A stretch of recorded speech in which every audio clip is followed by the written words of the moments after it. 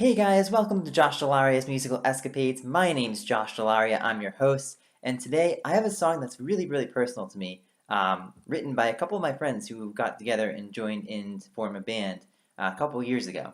Georgio Broufas and Erik Brennan were two of my best friends in high school. I spent a couple classes in with them and got to know them pretty well, especially Georgio. So Erik and Georgio formed this band. They called it Kue The Sun, but unfortunately Erik, who was actually lead singer of the band, he actually struggled a lot with addiction, and unfortunately, he passed away last year.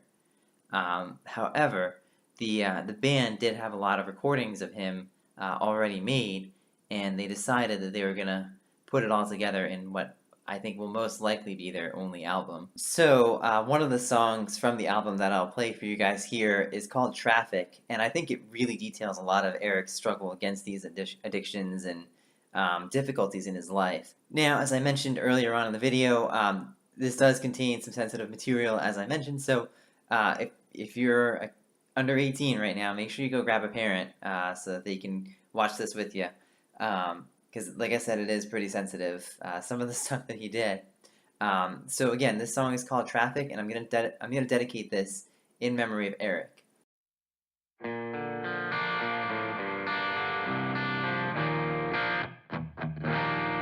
Something's wrong, I'm feeling more when every missing piece, ignoring all this change, catching up with me. Maybe I was wrong, yeah, stableness is gone, got me mistaking ceilings for clouds, and my upside's still down.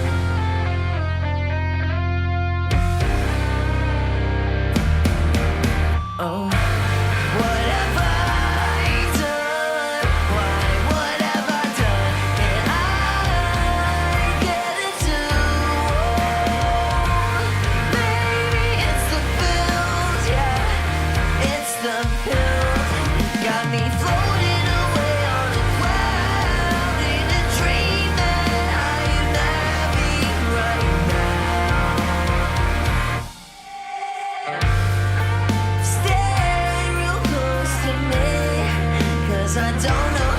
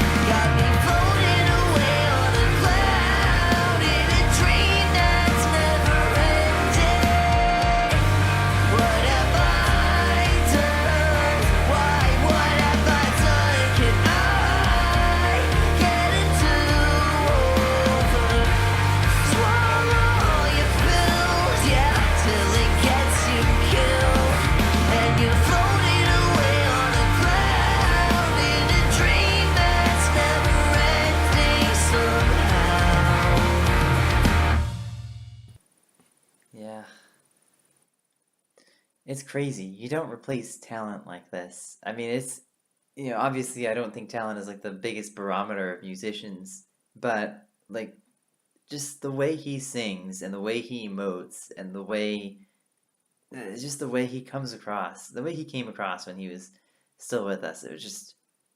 He was an awesome guy to be around. So one of the things that the band does a great job of is what's called phrasing. And I think I've mentioned this on videos before, but phrasing is kind of like shaping your words in a way that conveys your message best.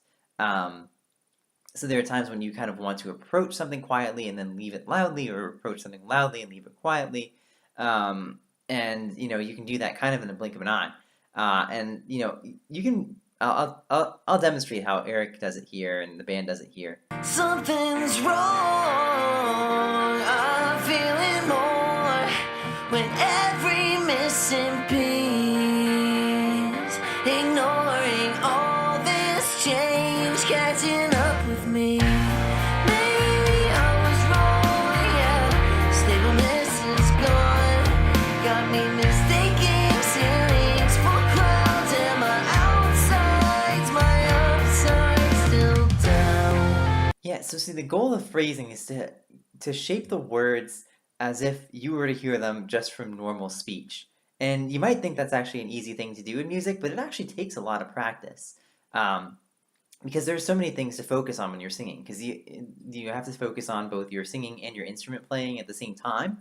And so being able to do that just takes a lot of work and takes a lot of practice. Getting it down, doing it enough times that you kind of mastered how it's supposed to be done. And so that way, when you do it for a real thing, when you do it for an album or a concert, you can get it down perfectly without having to think about it. See, mastering phrasing is kind of like the same thing as becoming a great sports broadcaster or a news person or even like an inspirational speaker. Because sometimes just the way you say words matters, and it can hold attention to more people if you say it in one way as opposed to a different way. So it's the same sort of thing with music. Like you want to say the words in a way that captures your listener's attention. Now, another thing that this band is great at is getting everything executed properly. So that also takes a lot of practice. Like listen to the timing of some of these little clips here. Yeah, timing that beat right there is actually really difficult. I'll show you another example here.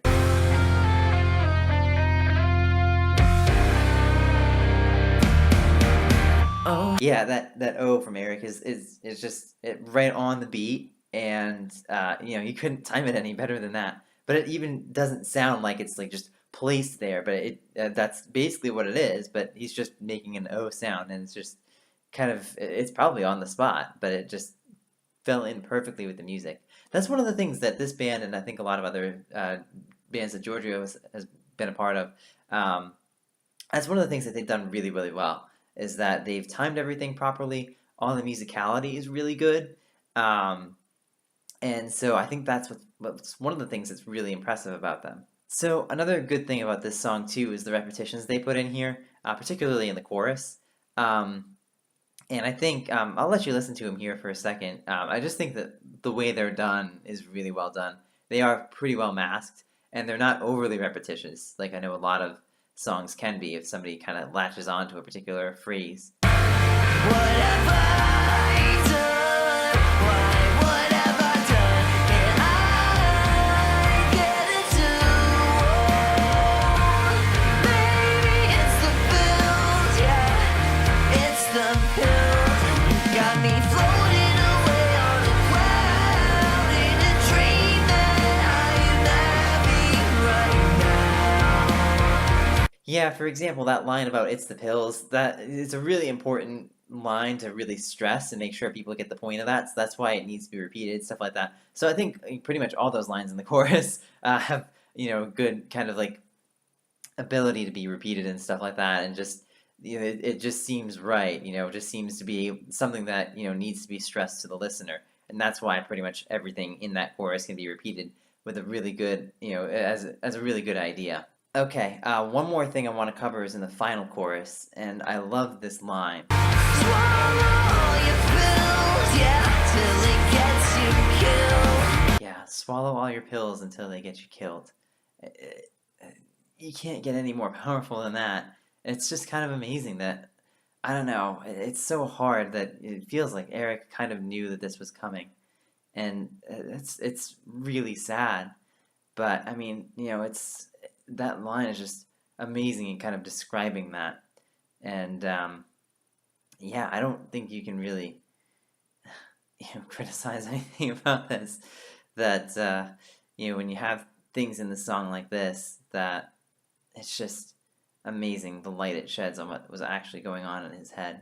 Lastly, if I may offer one piece of advice to you guys, to be honest, I've had kind of my run-ins with death, not suicide, thankfully, but I've been close to fatally sick a couple times in my past. I had pneumonia when I was 3 weeks old, very severe pneumonia, and I also have a rare brain disease called hydrocephalus that almost killed me in 5th grade.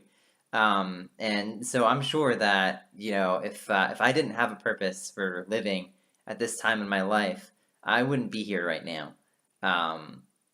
But I can tell you that, everybody who's still alive on this planet, if you're still alive, you're living and breathing, you have a purpose. Like, you may not know what that is, and that's okay. You don't have to. You might not find out until many years later, once you've already lived that purpose. But to be honest, I can tell you that, just about everybody who's living right now, or especially people who have lived through being close to death, I think that they can easily recognize that it's such a gift to be able to live. And again, you may not realize it, but there's some reason why you're on this planet. So I would say that if you're struggling with things like addictions or any sort of internal mental illnesses that may come up, I'm no expert in this kind of stuff, but my advice would be just to try to remember that you have a purpose, even if you don't know what it is, and you don't have to figure it out. But just know that you're something to somebody, and there's a reason why you're here. And I think this may be kind of obvious to some people, but it's probably not obvious to everybody in this situation. But like, if you do need help, don't be afraid to go and get it. It doesn't make you any more cowardly or any more foolish or anything like that. As a matter of fact, I think it's even more courageous to step up and ask for help. So don't be afraid to ask. Erik wasn't afraid to ask either, so make sure you do. So that's it for this video. I do want to give a huge, huge, huge thank you to Georgio Broufas, my buddy from MC. And I'm sure this has to be really hard for you to listen to as well, just thinking back on Erik's life and all that sort of stuff. But I do want to thank you a ton, Georgio, for allowing me to use the music and the photos and everything. I really appreciate that. I'm sure it probably means a ton to Erik too, that I'm going to do this for him. And I do want to thank all of you guys for watching as well.